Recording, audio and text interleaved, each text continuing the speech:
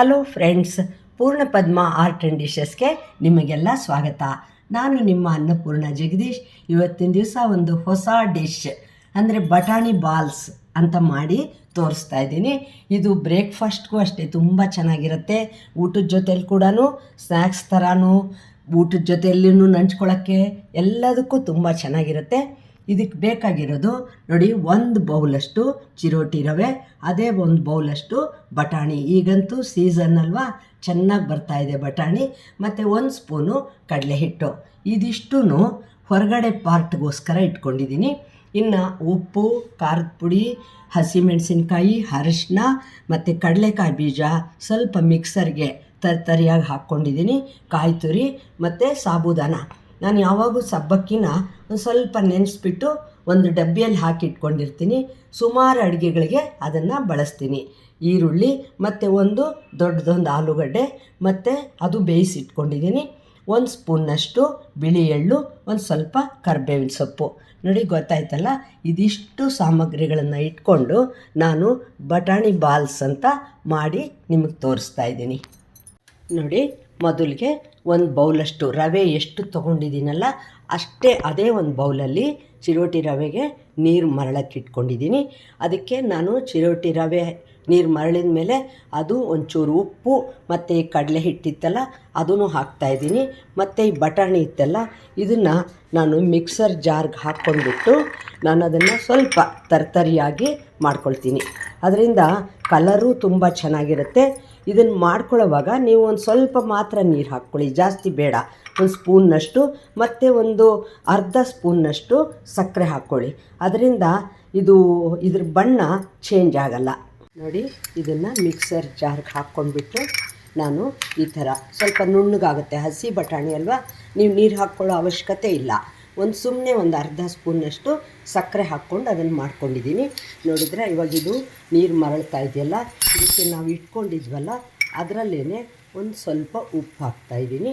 ಮತ್ತು ಇವಾಗ ನಾನೇನು ಮಾಡ್ತಾಯಿದ್ದೀನಿ ಅಂದರೆ ನೋಡಿ, ಇದು ಅರಿಶಿನ ಪುಡಿ 1 ಚಿಟಿಕೆ ಹಾಕ್ತೀನಿ ಇದಕ್ಕೆ. ಮತ್ತು ಆ ನೀರಿಗೆ ಇದಿಟ್ಕೊಂಡಿದ್ನಲ್ಲ ರವೆ, ಇದನ್ನು ಹಾಕಿಬಿಡ್ತಾಯಿದ್ದೀನಿ. ಗ್ಯಾಸ್ನ ಆಫ್ ಮಾಡಿಬಿಟ್ಟು ನಾನು ಇದನ್ನು ನಿಧಾನವಾಗಿ ಚೆನ್ನಾಗಿ ಅದು ನೆನೆಯೋ ಥರ ಅಥವಾ ಬೇಯೋ ಥರ ಕಲಿಸ್ತೀನಿ. ಯಾಕೆಂದರೆ ನೀರು ಮರಳಿತ್ತಲ್ವ, ಅದರಿಂದ ನೀವು ಮತ್ತೆ ಇದನ್ನು ನೀರು ಮರಳ್ಸೋಕ್ಕೆ ಅಥವಾ ಬೇಯೋಕ್ಕೆ ಇಡೋ ಅವಶ್ಯಕತೆ ಇಲ್ಲ. ಇದು ಚೆನ್ನಾಗಿ ಹೀಗೆಲ್ಲ ನೀರು ಒಂಚೂರು ಇದಿಲ್ದಂಗೆ ಆಗುತ್ತಲ್ಲ, ಆವಾಗ ನಾನು ಈ ಬೇಯಿಸ್ಕೊಂಡಿರೋ ಬಟಾಣಿನ ಕೂಡ ಅದಕ್ಕೆ ಹಾಕ್ಬಿಡ್ತೀನಿ. ಮತ್ತು ಈ ಕಡಲೆ ಹಿಟ್ಟು ಕೂಡ ಅದಕ್ಕೆ ಹಾಕ್ಬಿಟ್ಟಿದ್ದೀನಿ. ನೋಡಿ, ಚೆನ್ನಾಗಿ ಎಲ್ಲ ಮಿಕ್ಸ್ ಆಗೋ ಹಂಗೆ ಮಾಡಿ ಆರಕ್ಕೆ ಬಿಡಿ. ಇವಾಗ ಈ ಬಟಾಣಿ ನಾನು ಗ್ರೈಂಡ್ ಮಾಡಿ ಇಟ್ಕೊಂಡಿದ್ನಲ್ಲ ಇದನ್ನು ಕೂಡ ಇದಕ್ಕೆ ಹಾಕಿಬಿಡ್ತಾಯಿದ್ದೀನಿ. ಹಾಕಿ ಚೆನ್ನಾಗಿ ಒಂಥರ ಚಪಾತಿ ಹಿಟ್ಟು ಥರ ಆಗುತ್ತೆ. ಅದು ನೀಟಾಗಿ ಒಂದು ಅರ್ಧ ಸ್ಪೂನ್ನಷ್ಟು ಎಣ್ಣೆ ಹಾಕ್ಕೊಂಡ್ಬಿಟ್ಟು ನೀಟಾಗಿ ಕಲಿಸ್ಕೊಂಡ್ಬಿಡೋಣ. ನೋಡಿ, ಈ ಥರ ನಾನು ಬಟಾಣಿ ಎಲ್ಲ ಇದು ಮಾಡ್ಕೊಂಡಿದ್ನಲ್ವ ಮಿಕ್ಸರ್ ಜಾರ್ಗೆ ಹಾಕಿ, ಅದು ರವೆ ಬಿಸಿನೀರಿಗೆ ಹಾಕಿ ಮಾಡ್ಕೊಂಡಲ್ವ, ಎಲ್ಲ ಮಿಕ್ಸ್ ಮಾಡಿ ಈ ಥರ ಅದನ್ನು ಒಂಥರ ಚೆನ್ನಾಗಿ ಹಿಟ್ಟು ಥರ ಕಲಿಸ್ಕೊಂಡ್ಬಿಟ್ಟಿದ್ದೀನಿ. ಈಗ 1 ಸ್ಪೂನ್ನಷ್ಟು ಎಣ್ಣೆ ಇಟ್ಬಿಟ್ಟು ಅದಕ್ಕೆ ಇದು ಕಾಯ್ತಾ ಇದೆ ಅನ್ನೋವಾಗ ಒಂಚೂರು ಸಾಸಿವೆ ಹಾಕ್ತಾಯಿದ್ದೀನಿ.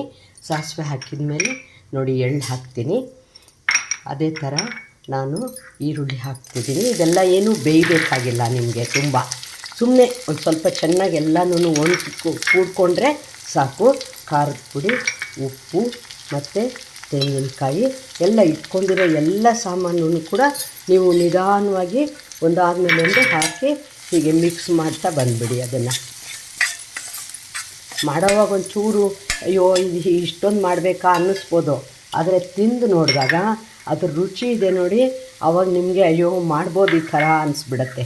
ನೋಡಿ, ಇವಾಗ ನಾನು ಸಬ್ಬಕ್ಕಿ ಇಟ್ಕೊಂಡಿದ್ನಲ್ಲ ಅದನ್ನು ಹಾಕಿದ್ದೀನಿ. ಮತ್ತು ಹಸಿಮೆಣಸಿನ್ಕಾಯಿ ಇಟ್ಕೊಂಡಿದ್ದೆ ಅದನ್ನು ಹಾಕಿದ್ದೀನಿ. ಮತ್ತು ಕರಿಬೇವಿನ ಸೊಪ್ಪು ಹಾಕಿದ್ದೀನಿ.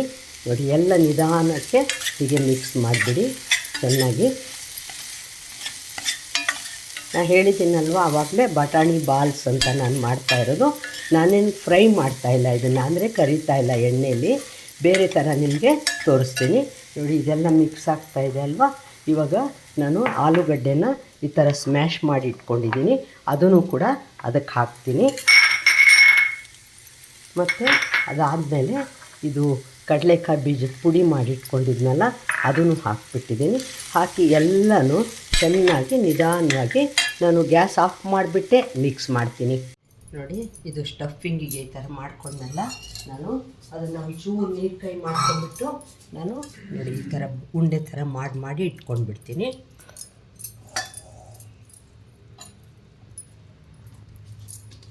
ನಿಮಗೆ ದಪ್ಪ ಸಣ್ಣ ನಾನು ಈ ಥರ ಪಡ್ಡು ಇದಿದೆಯಲ್ವ ಅದರಲ್ಲಿ ಮಾಡ್ತಾಯಿದ್ದೀನಿ. ಅದಕ್ಕೆ ಎಷ್ಟು ಹಿಡಿಸುತ್ತೋ ಫಸ್ಟು ಅಷ್ಟು ಉಂಡೆಗಳನ್ನು ಮಾಡಿಕೊಂಡು ನಾನು ರೆಡಿ ಮಾಡ್ತೀನಿ.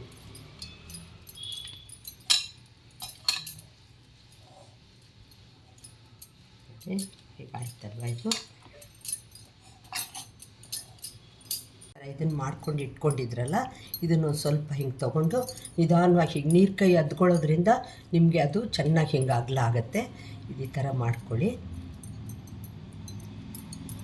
ಮಾಡಿಕೊಂಡು ನಿಧಾನವಾಗಿ ಅದ್ರ ಮಧ್ಯೆ ಇಟ್ಟು ಎಲ್ಲ ಕಡೆನೂ ಆ ಹಿಟ್ಟು ಬರೋ ಹಾಗೆ ಮಾಡಿ. ನೋಡಿ, ಈ ಥರ ನೀವು ರೆಡಿ ಮಾಡ್ಕೊಳ್ಳಿ. ಇದನ್ನು ಈ ಪಡ್ಡಿದು ಕಾಯಕ್ಕೆ ಇಟ್ಟಿದ್ದೀನಲ್ವ ನಾನು, ಅದರೊಳಗಡೆ ನಾನು ಒಂದೊಂದೇ ಇಟ್ಬಿಟ್ಟು ನಿಧಾನವಾಗಿ ಎರಡೂ ಕಡೆ ಬ್ರೌನಾಗಿ ಬೇಯೋ ಹಾಗೆ ಮಾಡ್ತೀನಿ. ಆಮೇಲೆ ನಿಮಗೆ ಗೊತ್ತಾಗುತ್ತೆ ಅದು ಎಷ್ಟು ರುಚಿಯಾಗಿ ರೆಡಿಯಾಗಿದೆ ಅಂತ ಹೇಳಿ. ನೋಡಿ, ಹೀಗಿಟ್ಟು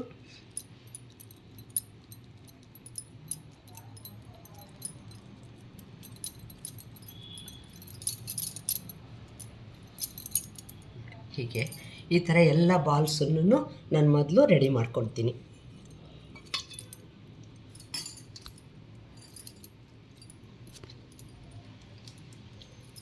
ನೋಡಿ, ಹಿಂಗಾಯ್ತಲ್ವ. ಈಗ ಇದನ್ನು ಒಂದೊಂದನ್ನೇ ಅದರೊಳಗಡೆ ಇಡ್ತೀನಿ. ನೋಡಿ, ನಿಧಾನವಾಗಿ ಬೇಯಿಸಿ ತುಂಬಾ ಚೆನ್ನಾಗಿರುತ್ತೆ ಇದು. ಯಾರನ್ನ ಬಂದಾಗಂತೂ ಇದೊಂಥರ ಸ್ಪೆಷಲ್ ಅಂತ ನೀವು ರೆಡಿ ಮಾಡ್ಬೋದು ಇದನ್ನು.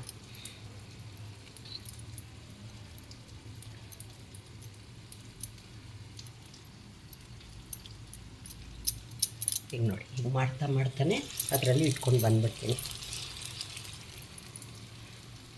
ಈ ಸ್ಟಫಿಂಗು ಇದು ಮಿಕ್ರೂನು ನೀವು ಆಮೇಲೆ ಕೂಡ ರೆಡಿ ಮಾಡ್ಕೋಬೋದು. ಮತ್ತು ಮಕ್ಕಳ ಬಾಕ್ಸ್ಗಂತೂ ತುಂಬ ಚೆನ್ನಾಗಿರುತ್ತೆ. ಬ್ರೇಕ್ಫಾಸ್ಟ್ಗೂ ಇದು ತುಂಬ ಚೆನ್ನಾಗಿರುತ್ತೆ. ಈವ್ನಿಂಗ್ ಸ್ನ್ಯಾಕ್ಸ್ ಥರ ಎಲ್ಲನೂ ಇದನ್ನು ನೀವು ರೆಡಿ ಮಾಡ್ಬೋದು.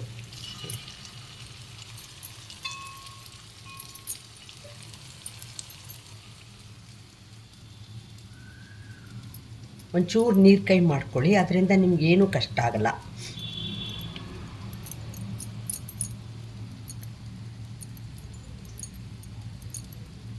ಬಟಾಣಿ ಸೀಸನ್ ಅಲ್ವಾ, ಇದು ಒಂಥರ ಕಲರ್ಫುಲ್ಲಾಗೂ ಇರುತ್ತೆ, ತಿನ್ನೋಕ್ಕೂ ತುಂಬ ರುಚಿಯಾಗಿರುತ್ತೆ.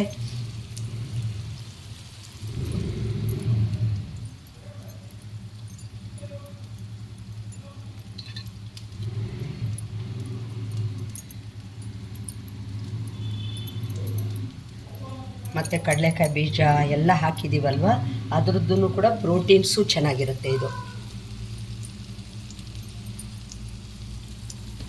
ನೋಡಿ, ಎಷ್ಟು ಚೆನ್ನಾಗಿ ಕಲರ್ಫುಲ್ಲಾಗಿ ಆಗ್ತಾಯಿದೆ.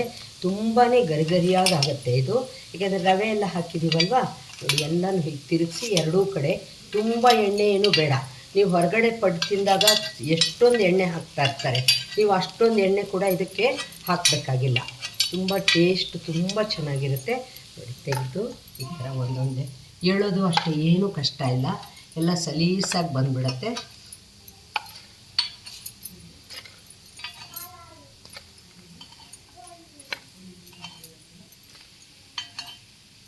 ಬಟಾಣಿ ವೆಜ್ ಬಾಲ್ಸ್ ನೋಡಿ, ನೋಡೋಕ್ಕೂ ಚೆನ್ನಾಗಿರುತ್ತೆ, ತಿನ್ನೋಕ್ಕೂ ಚೆನ್ನಾಗಿರುತ್ತೆ.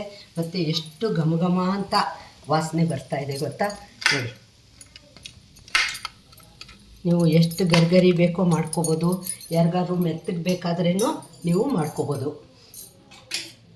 ಸ್ವಲ್ಪ ಆರಿದ ಮೇಲೆ ನೀವು ನೋಡಿ ಹೀಗೆ ಕಟ್ ಮಾಡಿದರೆ ನಿಮಗೆ ಗೊತ್ತಾಗುತ್ತೆ. ನೋಡಿ, ಎಷ್ಟು ಅದರೊಳಗಡೆ ಸ್ವಲ್ಪ ಆರಬೇಕು.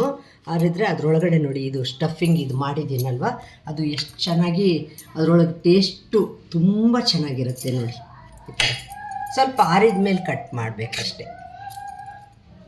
ನೋಡಿದ್ರಾ, ಬಟಾಣಿ ವೆಜ್ ಬಾಲ್ಸು. ಇದಕ್ಕೆ ನೀವು ಸಾಸು ಅಥವಾ ಏನಾದರೂ ಚಟ್ನಿ ಬೇಕಾದರೆ ನಿಮ್ಗೆ ಇಷ್ಟವಾದ್ದು ಏನಾದರೂ ಸೈಡ್ ಡಿಶ್ ಏನಾದ್ರೂ ರೆಡಿ ಮಾಡ್ಕೋಬೋದು. ತಿಳಿ ಸಾರು, ಸಾಂಬಾರು ಯಾವ್ದು ಬೇಕಾದರೂ ಮಾಡ್ಕೋಬೋದು. ಬ್ರೇಕ್ಫಾಸ್ಟ್ಗೆ, ಡಬ್ಬಿಗಳಿಗೆ ಎಲ್ಲದಕ್ಕೂ ತುಂಬ ಚೆನ್ನಾಗಿರುತ್ತೆ. ಈವ್ನಿಂಗ್ ಸ್ನ್ಯಾಕ್ಸಿಗೆ ಕೂಡ ತುಂಬ ಚೆನ್ನಾಗಿರುತ್ತೆ ಇದು. ನೋಡಿದ್ರಲ್ಲ, ಇನ್ನೂ ತನಕ ನನ್ನ ಚಾನಲ್ಗೆ ಸಬ್ಸ್ಕ್ರೈಬ್ ಮಾಡ್ಕೊಳ್ಳದೆ ಹೋದರೆ ಸಬ್ಸ್ಕ್ರೈಬ್ ಮಾಡ್ಕೊಳ್ಳಿ. ಲೈಕ್, ಶೇರ್, ಕಾಮೆಂಟ್ ಮಾಡೋದನ್ನು ಮರಿಬೇಡಿ. ಇದೇ ವಿಡಿಯೋ ಇನ್ಸ್ಟಾಗ್ರಾಮ್ ಮತ್ತು ಫೇಸ್ಬುಕ್ಕಲ್ಲಿ ಕೂಡ ನೋಡಿ. ನೀವು ಲೈಕ್ ಮಾಡಿ, ಕಾಮೆಂಟ್